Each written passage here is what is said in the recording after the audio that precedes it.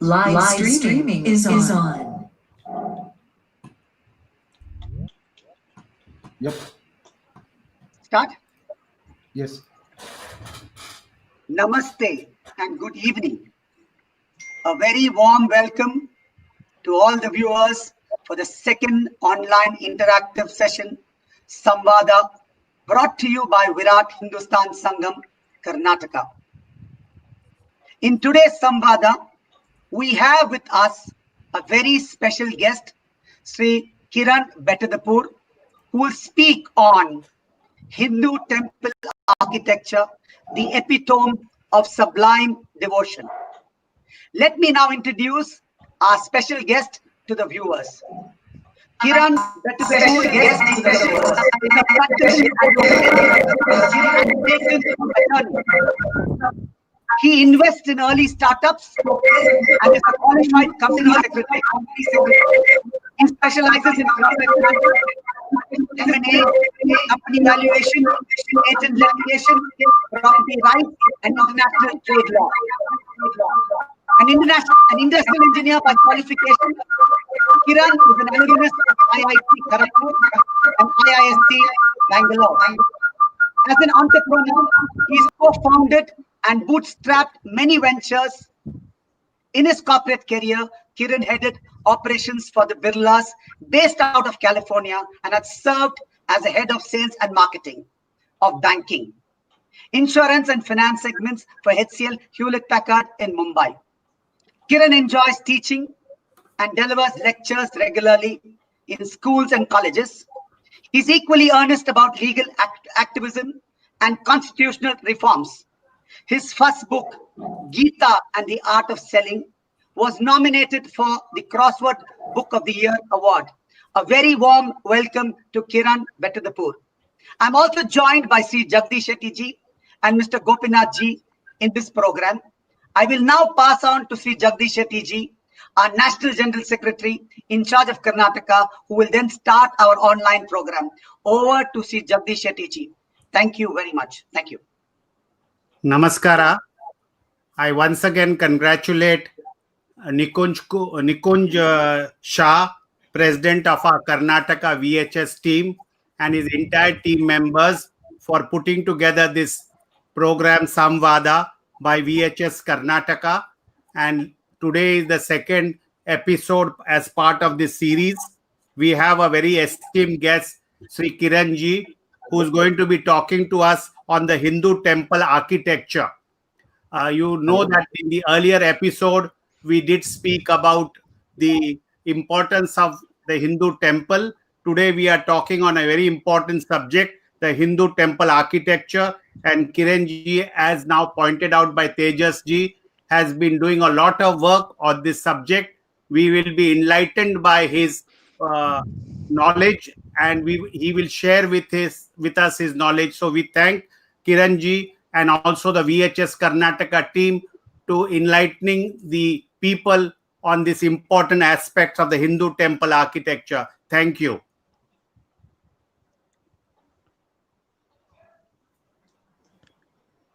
Do I start? Yes. Hari Om. Mr. Kiran ji to please start and give us the gyan on this subject. Thank you. Hari Om. Namaste to one and all. Let me just switch to my PPT and then I'll get going. Now, Hindu temple architecture is a really fascinating subject in my view. Now, I chanced upon it accidentally. It so happened that my wife is an architect, so I wanted to help her with her thesis. And I told her that I would assist researching temple architecture. I thought it would take me a few days, a week or so at the most. But then, surprise of surprises, it took me over 2 to 3 months to really get a handle on this repository, this ocean of knowledge that exists on Hindu temple architecture. But before I talk about temple architecture per se, I'll just digress a little bit, and instead of approaching the subject matter from the architectural perspective, I'll approach it from the engineering perspective and then switch to the architectural aspects of Hindu temples. If I were to walk into any random school, high school across the length and breadth of India, chosen at random, and if I were to show this picture to any of the students in the high school and ask them to identify the structure, my bet would be that they will not be able to identify this structure. This structure, I'm sure most of you would know, is the Kailasnath temple in Ellora. The entire temple complex has been cut in a monolithic block of rock. The temple is about 1400 to 1500 years old. That's what most historians say, but there are some historians who believe that the construction actually started in the 3rd century before the Common Era. The temple was carved by vertically drilling down, cutting through solid rock. Almost 500 tons of rock was removed to create this temple, this masterpiece, this marvel. And it is so huge. If you were to look at it from a structural standpoint and compare it with the Parthenon, which if I were to walk into any random architecture school in the country and ask a student, I'm sure every one of them would know what the Parthenon is. The Parthenon in terms of size is 35% smaller than the Kailasnath temple. It was built in the 5th century before the Common Era, no doubt. So one school of thought is that the Kailasnath temple also, the construction was started in the 3rd century BC. So kind of they're around the same timeline. The other structure, if I were to show this in any high school of the country, the recognition would be instantaneous. This structure also is 12% smaller than the Kailasnath temple. And as we all know, it's a 17th century Common Era structure. So the Taj Mahal was built almost a minimum of 1000 years after the Kailasnath temple was constructed. And it is the irony of ironies that we Indians, we are not taught about these structures. We don't study these structures. Our architects don't study temple architecture in school. They're not taught methodically the various styles and systems that are there of temple architecture. It's one of the most unfortunate things in the country. Now, from a structural height perspective, I'm sure this image also not many people would recognize. This is the Chaturbhuj temple in Archa, Madhya Pradesh, about 500 years old. The entire Shikara, which is the tower above the Sanctum Sanctorum, is about 105 meters high. In comparison, this structure, the Qutub Minar, is about 71 meters, which means it's about 50% less. In terms of volume, and volume, why is volume relevant? Because it's an indication of the complexity of the structure and the difficulty in construction that would have been encountered constructing this humongous shikara of the Chaturbhuj temple. In terms of volume, the Qutub Minar is about 1/35 of the Chaturbhuj, and as we all know, the Qutub Minar also more or less dates around the same time as the Chaturbhuj temple. This is again a Vimana. Vimana is what is referred to as a Shikara in North India is generally referred to as Vimana in South Indian temples. Vimana is the tower above the Sanctum Sanctorum, the Garbhagruha as it is called. This Vimana is 66 meters high, which means it is more or less the same size as the Qutub Minar. This is obviously the Vimana of the Brihadeshwara temple in Tanjavur. So in terms of volume, in terms of size, this structure is 8 times the size of the Qutub Minar. And the surprise of surprises, the foundation of this huge structure is 18 feet deep. It's an engineering marvel if you were to ask me about it. And it dates back to the 10th century AD, which means it predates the Qutub Minar. And then this is, of course, the Rajagopura of the Sri Rangam temple, the Ranganatha Swami, Sri Ranganatha Swami temple in Sri Rangam, Tamil Nadu, which in terms of size is about 30 times the size of the Qutub Minar. And the Chaturbhuj temple is 35 times the size of the Qutub Minar.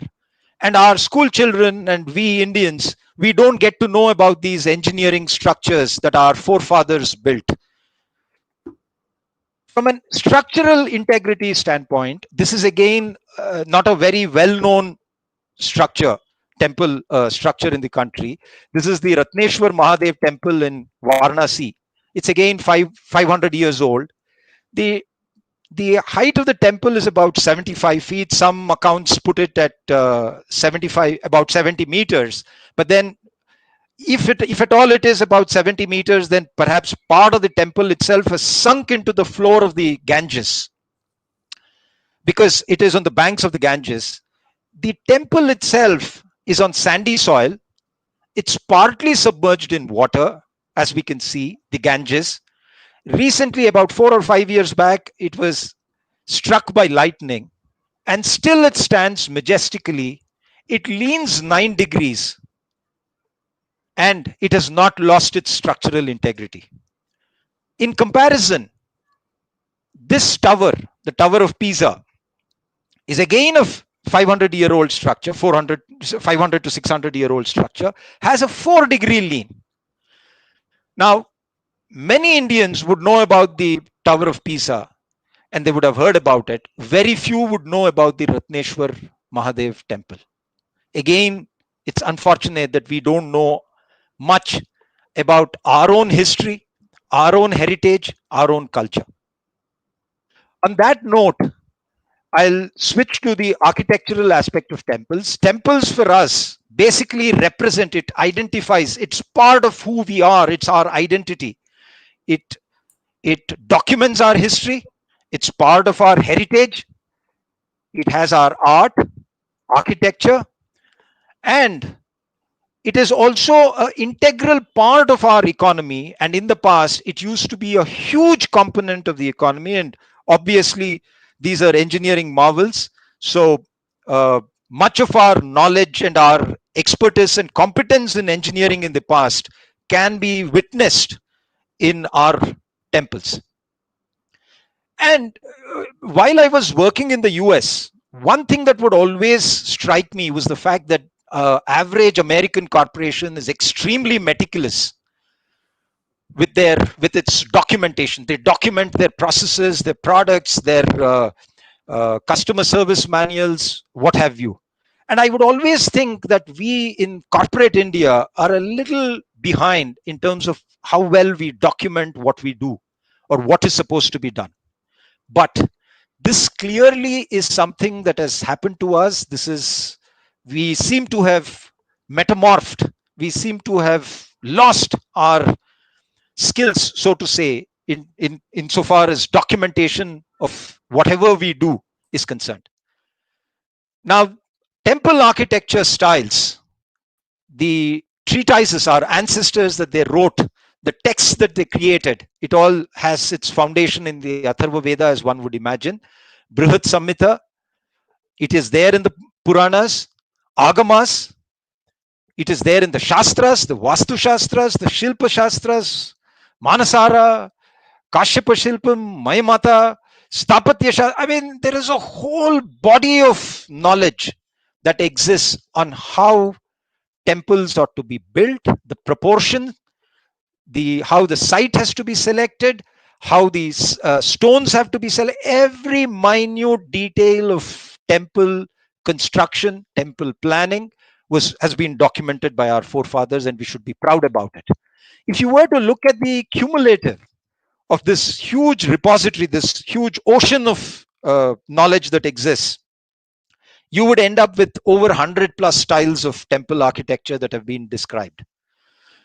But then not all of them you would see in the structures around. The most common of these structures are about 20 of them that are there in India, very popular right now. And before I talk about each of those styles quickly, I'll just talk about some of the key terms that are there that one needs to know. Garbhagriha is the sanctum. Antarala is what is adjacent to the sanctum sanctorum. Then you have the Pradakshina, patha, the path that you use for circumambulation ambulation around the sanctum sanctorum. The Mahamandapa, there are different terms. The different mandapas, they're basically pillared halls, pavilions. Then you have the Mukha Mandapa, which is how you enter. Ardha Mandapas on the side.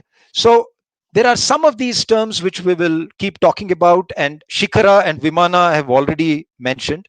So if you were to look at all the temple architectural styles that exist, they would broadly get categorized into three main categories. One is the Nagara type, which is basically the North Indian idiom. That's the prototype that is most popular in North India. In terms of distinctions between the three styles that are there, the plan of a Nagara type temple is generally square. When I talk about the plan here, I'm talking about the sanctum sanctorum, or sometimes it is rectangular. Only thing is there are projections on the sides which make it look from the outside to be either not rectangular or not square. These are referred to as rathas. Shikaras are generally curvilinear. There are no the technical term, the Sanskrit term for it is bhumi, which means you don't have stories on top of the sanctum sanctorum, that is the garbhagruha, and the mantapas and the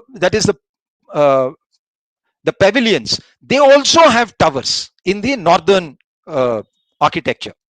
Gopuras are non-existent. Gopuras are the gate, the entrance, the tower that is there in the South Indian temples at the entrance to the temple itself.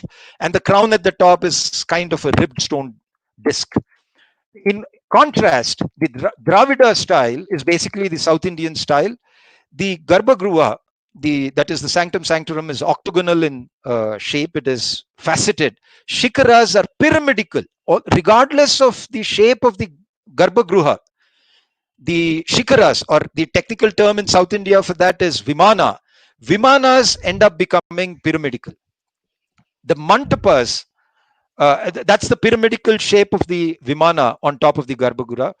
Generally, the mantapas in the Dravida style will not have shikaras, which is very different from the Nagara style. Gopuras do exist. There are large walls around the temple complex. The crown has a dome. There is a filial, the kalsha that is referred to on top of the vimana itself. The third category is the Vesara type, which is a blended hybrid type. The plan is square. Only thing is, it looks like it's a circular. When the vimana starts going up from the sanctum, it looks either circular, because if you were to take a square and rotate it around its axis, what you would end up getting is the kind of shape that you get. Hybrid type starts going.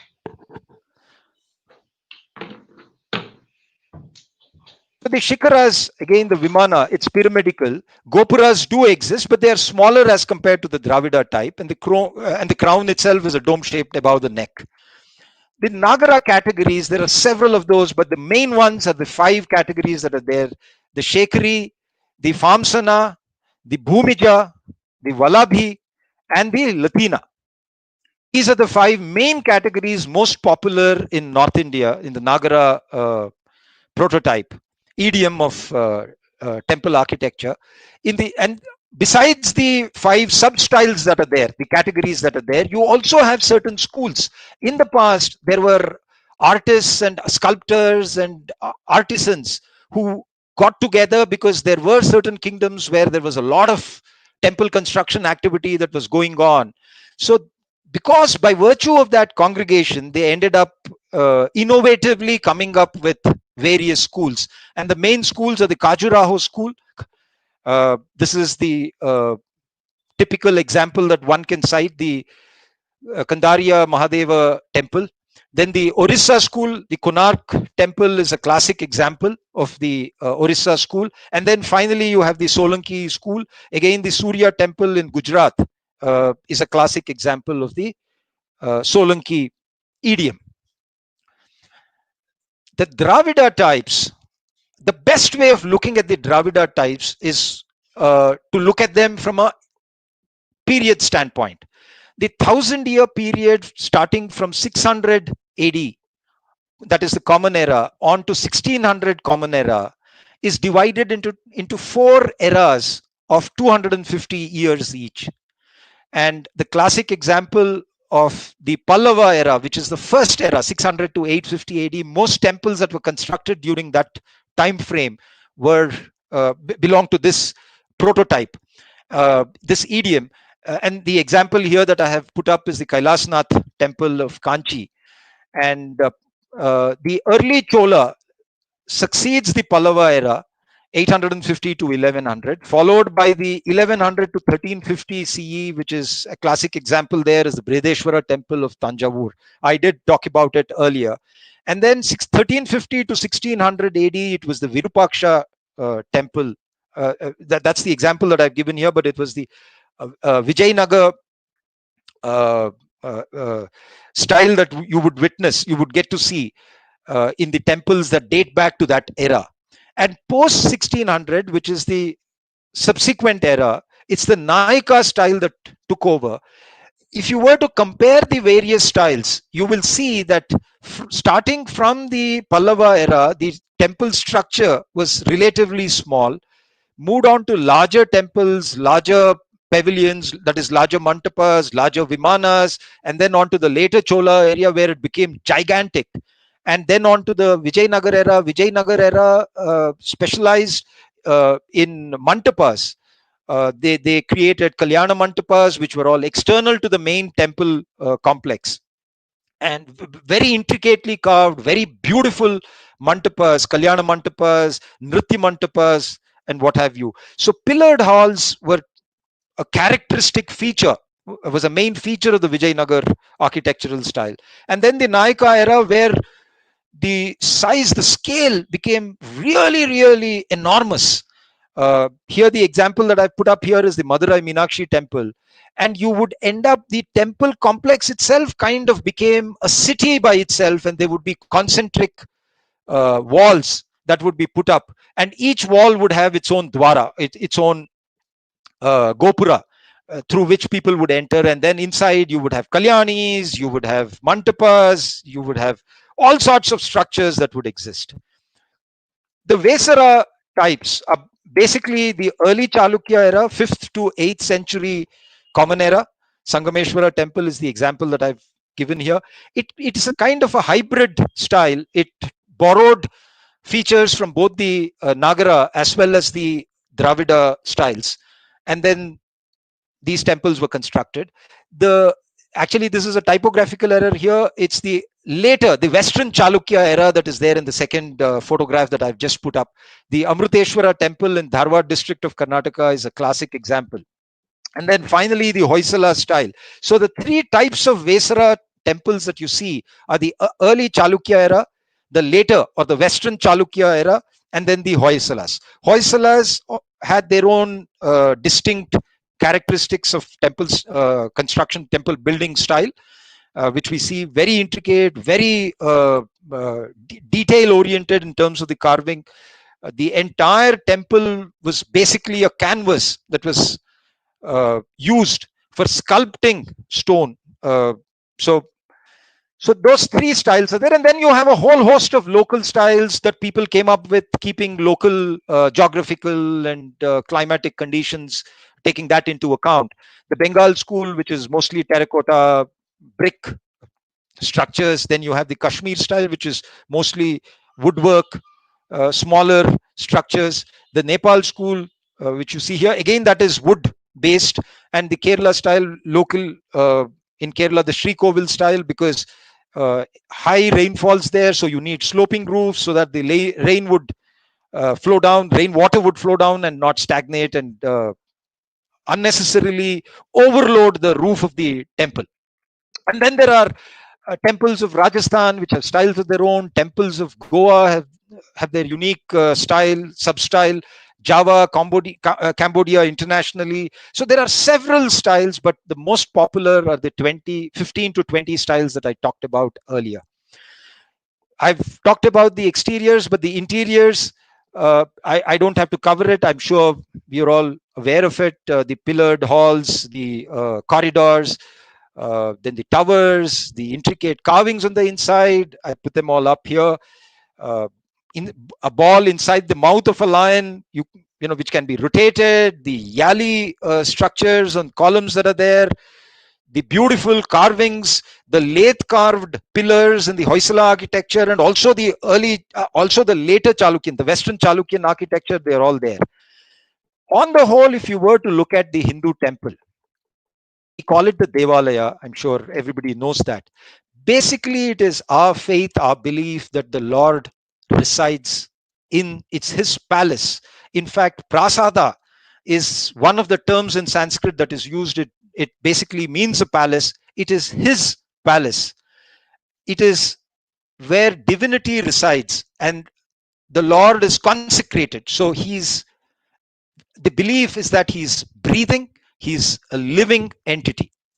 It's not necessarily a place of worship in the technical sense, because we go there to visit the Lord Almighty. So in our religion or Sanatana Dharma, the Lord Almighty resides with us. Very different from the secular concept where there are two worlds. There is the world of the corporeal world and the spiritual world of Christianity. So the term secularism itself is borrowed from Christianity. There is a distinct difference between the two religions, obviously. And Hinduism, as we all know, there is no concept of denomination, which is again a Western Christian concept that has been introduced. It's mostly the affiliation is based on sampradaya, and the practices are there, and the beliefs are based on vastu, shilpa, stapatya. The construction, the structure itself is brought out based on all these works that are there.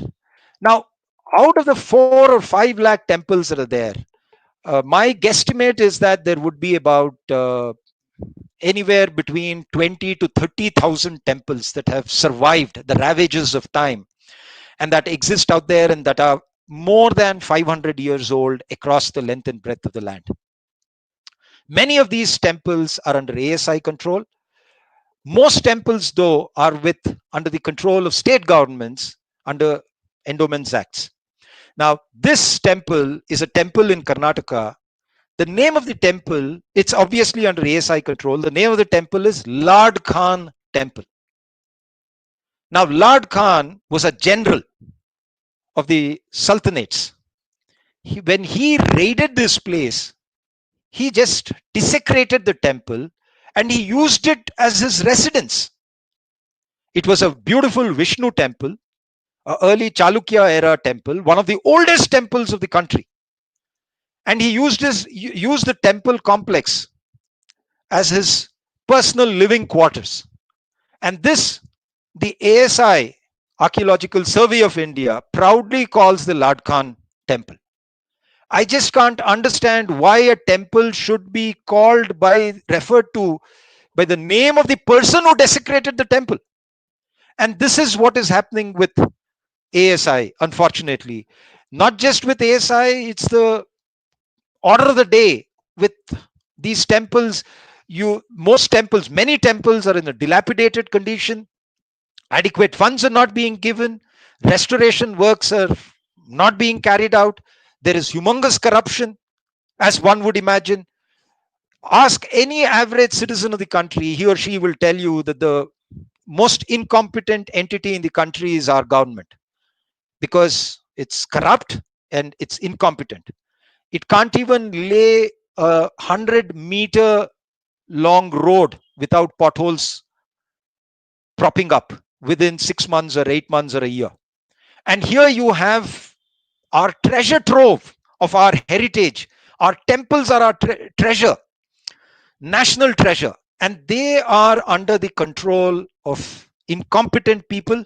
And I think it is high time we address this with our respective representatives. We talk to them about freeing our temples from the clutches of government. Who looks after the temples? Why, there can be trusts that can be created. Government can regulate those trusts.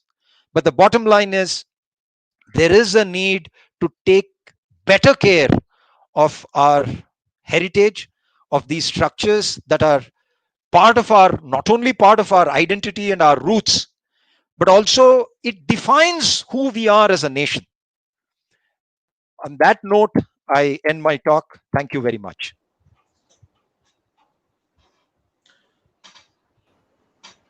Namaste. Yeah, Kiran, can you stop your sharing? Yeah. I would like to thank Gigi for the introduction.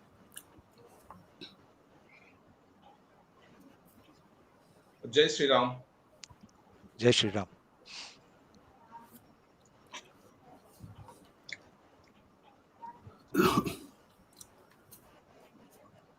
Yeah, Gopi. Jai Sri Ram. Jai Sri Ram. From VHS Karnataka Samvada. Dhanyavad to our special guest, Sri Kiran Bettadapur ji, for enlightening us on the divinely mesmerizing, breathtakingly marvelous ancient Hindu temple architecture. So let's get into the Q&A session. One of the question goes like this. Regarding Hampi musical pillars, how did our ancient ancestors achieve musical rock pillars from the granite rock, the hardest of all the rocks? Did we have rock melting technology in ancient times? Because size, shape, length, width of all the pillars are the same. Kiranji.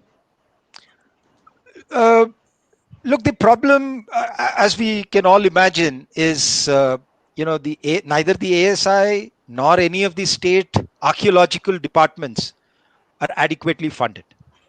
And neither are universities funded for this kind of research. So I'm not too sure as to how well this aspect of the Hampi temples have been researched. We do know that it is a UNESCO World Heritage Center, but with the little knowledge that I have, there are 2 or 3 theories that are there. One theory is that there could be minute compositional differences in the chemical composition of the rock that was selected for each of the pillars. That's one possibility, because of which when you strike the pillar, of course, we common citizenry, if we were to go to the Hampi temple, and then if we are not even allowed to touch the pillars, and rightly so. Having said that, that doesn't stop researchers from checking this out as to what exactly is the reason why the pillars exhibit the phenomenon that they do. The other theory that is there, that has been propounded, and which obviously needs to be researched on, is the fact that they did have technology which they used to melt rock, convert it into a molten form, and then mold it. By doing this, perhaps this was how they achieved, like we all know, granite is igneous rock. So basically it is rock that has formed under high pressure and high temperature, heat, which is very similar to rock being heated to that temperature and then converted into molten condition and then molded. Whether they were doing it or whether they had the technology to do it, my guess is as good as yours. But government necessarily needs to fund research on this to really get to the bottom of this. But the question that you asked is really fascinating. Hope I have answered the question. Yes, Kiranji. Yes, thank you for that.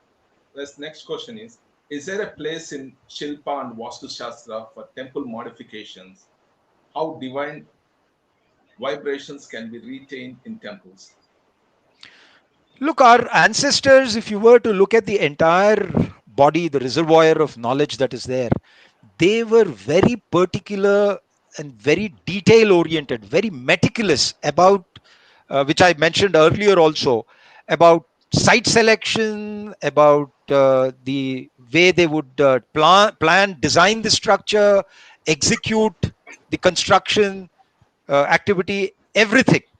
So I wouldn't be surprised. So if you were to look at the temple and whatever feeling of tranquility, the serenity, the peace that you get going to a temple and having a darshan of the Lord Almighty, clearly points to many factors being considered by our forefathers when they constructed these temples. And I'm sure if you have to, integrity, structural integrity is one part of it, and then the religious and the spiritual sanctity is the other part of it.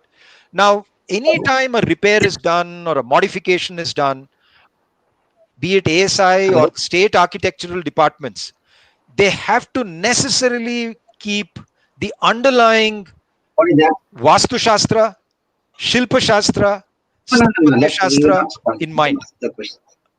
before they go about renovating or. Everything going good. Yeah, perfect. Let it go. Let it go. All right. Am I audible? Don't worry. Hello? Okay. So surely, unless and until you adhere to those design aspects,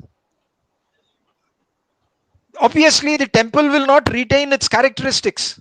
Today you will see in ASI managed, ASI administered temples or state controlled temples, you will see ad hoc work, some plastering randomly going on, some stone being replaced with cement. You have all sorts of the worst of worst being done to our temples, and that really pains me a lot.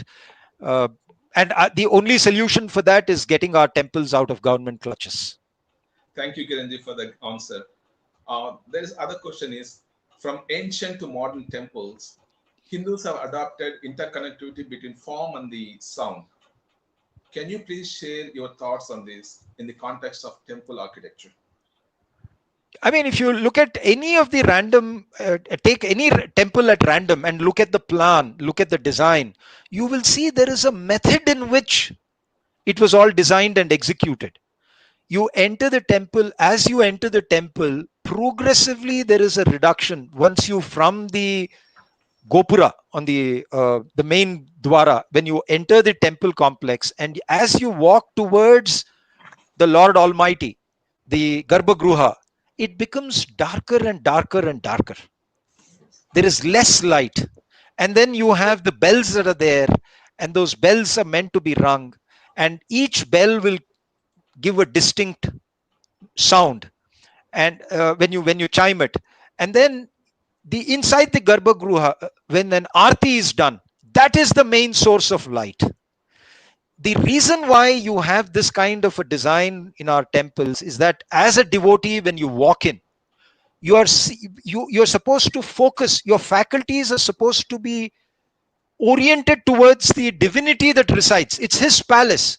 So you're supposed to enter with devotion, and the forum that exists facilitates that part of the devotee's visit to the temple itself. And eventually, when you see, when you have a darshan of the Lord Almighty, I'm sure you will agree with me, it's a extremely satisfying experience, extremely experience that gives you serenity. So there are psychological aspects to it, the way they designed it. There is a reason why there is darkness. There is a reason why you have intricate carvings. The reason is you shouldn't look at those intricate carvings and get distracted by it. Despite the intricate carvings that exist on the walls, in the inner walls, you're supposed to have single-minded devotion, attention on the Almighty. That's the whole idea, is what I would theorize in a way on this question itself. Thank you, Kiranji. Thank you for that. And the other question is regarding ancient temple architecture. Even today, many of these magnificent temples are tough to design and build, like Kailasha Temple, Madurai, Kanchi, Srirangam, Tanjavur, Angkor Wat, Hoysala, Mamallapuram, Dwaraka, Puri. I mean, list goes on and on. And after all, the many beautiful temples have been destroyed by the invaders over centuries. So they all are divinely breathtaking. The question is, what were the technologies our ancestors used those times to achieve such an impeccable perfection? Yeah, that's a excellent question, honestly. And there has been some research that has been done on this, and again, there is not much of research that has gone on in this part of temple architecture itself and structural aspects of temples. But the bottom line is, people have come up with different theories of how they could achieve such rare precision in, be it sculpture, be it execution, be it the design, getting the components to integrate seamlessly. It's fascinating if you were to think about it. So obviously they had knowledge, they had expertise. And if you review some of those texts that are there, I talked about the Brihat Samhita, I talked about the other texts that are there, the Puranas, Vastu Shilpa, Shastras that are there. All of that is in Sanskrit, and you will see that every proportion, every ratio is elaborately defined, and the kind of detail that they go to is mind-boggling. And it is because of this, it was part of their passion. It was why somebody became a sculptor, and because there was an inner calling. It was, they were basically serving the Lord Almighty. And that's perhaps one of the reasons why they could achieve it. Insofar as the implements that they use, one can theorize and hypothesize and talk about elephants being used. Regardless of what you come up with as an explanation for how they achieved what they have achieved, one thing that will strike you as amazing, which is remarkable, is the fact that they did use mechanical leverage very effectively to raise huge rocks up 100 meters, 125 meters. So they did have technology, which unfortunately our research scholars need to necessarily look into. Our academicians need to go much deeper into this to figure out how they could achieve what they achieved. And insofar as the sculptors are concerned, I think they're poets. What they've carved is poetry in stone. So we all know it is common knowledge. I mean, if you were to think in terms of carving a chain, a contiguous chain in rock, or having a carving of a lion with a ball in its mouth that you can rotate, you can imagine the level of expertise that they had. Thank you, Kiranji. Thank you for the answer. The Kailasha temple in Ellora, Ajanta carvings are magnificent temples carved out of a massive mountain, as you described earlier, in fact. So are there any similarities with Petra and Jordan? So there's a Petra and Jordan, there's similar sand carved out of the sandstone mountain rather. Did ancient Bharatavashis went there to build these structures, or the technology being transferred there? See, if you were to think about it, the landmass itself is contiguous. India as the subcontinent, the Indian subcontinent, is connected to that part of Asia, West Asia and East Africa and that region. So I wouldn't put it beyond our forefathers, our ancestors. I'm sure some of our sculptors, engineers, designers, they did go there and to contribute, because recent evidence has shown, there are records, there's been research that has been done on this. Most textbooks will tell you that structural temples, the construction began in 3rd century of Common Era. But then it is logical to, if you were to think about it, if the Kailasnath temple construction was started in 3rd century Common Era, who would come up with a huge structure as your first project? I'm sure they had the expertise, they had the know-how, technical know-how, and previously they had executed. So many of these prototypes that existed in the past were of perishable material, and this is well documented in literature. Wood was used, then there were open areas that were used. Brick was used very commonly. So if you look at Bengal, Bihar, many of the structures there are brick structures even today. So obviously those structures didn't stand the test of time as effectively as stone. So what we have are the structures that have survived after 3rd century Common Era. But assuming that there were no structures prior to 3rd century Common Era is absolute nonsense. Because just because there is no evidence of a temple ruin or that predates the 3rd century CE. However, having said that, I must tell you that there are some certain researchers who believe the Kailasnath temple construction started in 3rd century before Common Era. So 6 centuries prior to what most textbooks would tell you. So I'm sure there were movement of people, there was movement of knowledge, there was exchange perhaps of experiences. So I wouldn't be surprised if, and in fact there are many academicians and researchers who do believe that temple activity, construction activity in India started in the 3rd millennium before Common Era. That's BCE. So we have had a huge history, and then there are also other temple complexes that are perhaps there, submerged, lost worlds. I have no idea how much research has been done. Clearly, not enough research has been done, and this is something that should get funded by government, and they should take this forward, is what my view is on this. Thank you, Kiranji. I hope there will be more research on these things, and so that people can be told the true story and true values of our Hindu temples architecture. And the other question goes, you already might have touched base with it partially, regarding Brihadeswara temple in Tanjavuru. The Shikaram weighs about 80 tons, carved out of a single rock, is lifted and placed over 66 meters of the Gopuram. So how did our ancestors lifted this massive weight to such heights? Even today, with today's technology, it's not easy.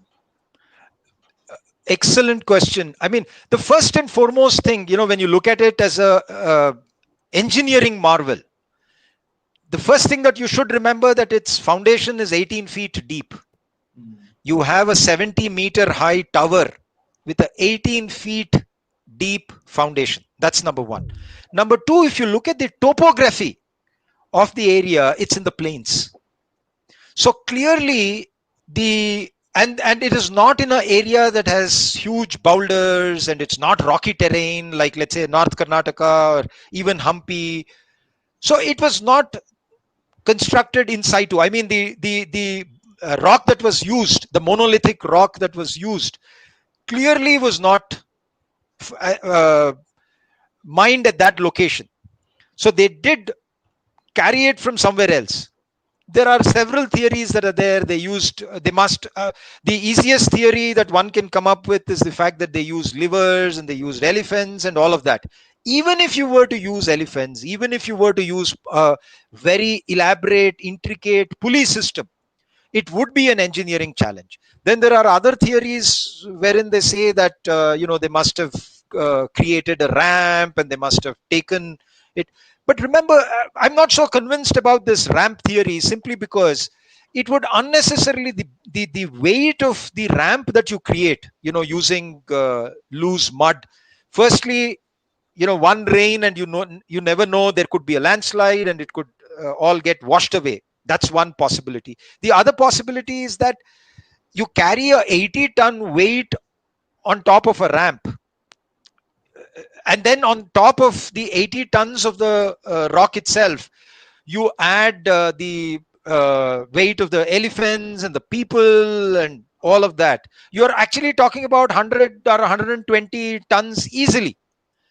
That would not only impose tremendous weight, force on the ramp that you have built, but it would also impose a weight, force on the structure that you've built. So, and remember, the structure inside is hollow. So if the structure inside is hollow, it is likely to collapse. So I, for one, would love to have our universities take this up as a research project, examine this, explore this, look at how, and I would at least want some of our academicians to build something on a scaled model, and see how it possibly perhaps worked in the past. Thank you, Kiranji, for this amazing answer. And last one of the last question is, some motivated so-called intellectuals alleges that Bharatavashis learn building temples from foreigners. What to say? But what is the truth behind this? So what are the timelines we are looking at when the temple building activities that we in India we have, if we can see? So they say that we learned temple building from the Greeks. It's the most ridiculous, laughable statement that I can think of. I mean, you look at architecture there in that part of the world. Let's say you start with the Parthenon. Where is the similarity? The style itself is distinct, very different, very unique, very indigenous. If at all there has been transfer of knowledge, we have contributed in some way or form to the West, because our own temples, and I gave the example of the Kailasnath temple earlier, 3rd century CE, which everybody accepts, the construction activity started. But then there are some people who believe, some academicians who say that it started in 3rd century BCE. Regardless, like I mentioned earlier, you don't start with if at all I have to build, let's say in India, a huge structure, multi-storied building, I'm not going to start with the Empire State Building. I'm going to, learn the tricks of the trade and, enhance my own knowledge and expertise building 2-storied structures, 3-storied structures, and I'm going to gradually move up. Here we are saying that temple construction activity started in the 3rd century CE, and then we are saying that it's Kailasnath that we started off with. It's the most ridiculous thing, and clearly there is no similarity, there is no analogy between the structures in Greece, ancient Greece, and ancient India, Bharatavarsha, if you were to think about it. And it doesn't take a rocket scientist, it doesn't take an expert in temple architecture to figure this out. Any person with a certain amount of common sense would be able to figure out that that architectural style is very different, very distinguished from the architectural style here. So clearly both styles have grown parallelly, perhaps. Maybe there was some exchange of knowledge here and there, but on the whole, whatever you see here, be it the Dravida style or the Nagara style or even the Vesara, which is a blend of the two basic styles, they're all homegrown. And they've all learned from each other and built on that body of knowledge incrementally. No construction, no engineering feat ever gets accomplished in a revolutionary manner. It is always a gradual process of evolution that you see. The knowledge itself gets expanded in incrementally, so to say, and that's my view. So it's the most laughable statement. Thank you, Ji. And last but not the least, like when we discuss about all the temples, and most of the Hindu temples are controlled by the government, Muzarai, and why should they be doing this? Shouldn't they be leaving the temples, Hindu temples, to the Hindus? That's a very valid question. I mean, we keep talking we are secular, but the fact that government is involved in administering temples is the most unsecular thing that any government can do. Secularism basically means separation of state from religion. In the past, when we had our monarchs and our rulers, our kings, they had accomplished through the Varna system. So they would never get involved in the administration of religious affairs and religious matters in temples, and they left it to the priestly class. And the priestly class would not get involved in administrative matters of the state. So there was intrinsically secularism that was accomplished. Today we say we are secular in the constitution, but then what we are doing is anything but secular, because government is controlling 4 lakh temples across the nation. And even if, let's say, there was some mismanagement, some embezzlement, some misappropriation of funds or encroachment of temple lands, whatever it may be, government can get in, set matters right, and get out.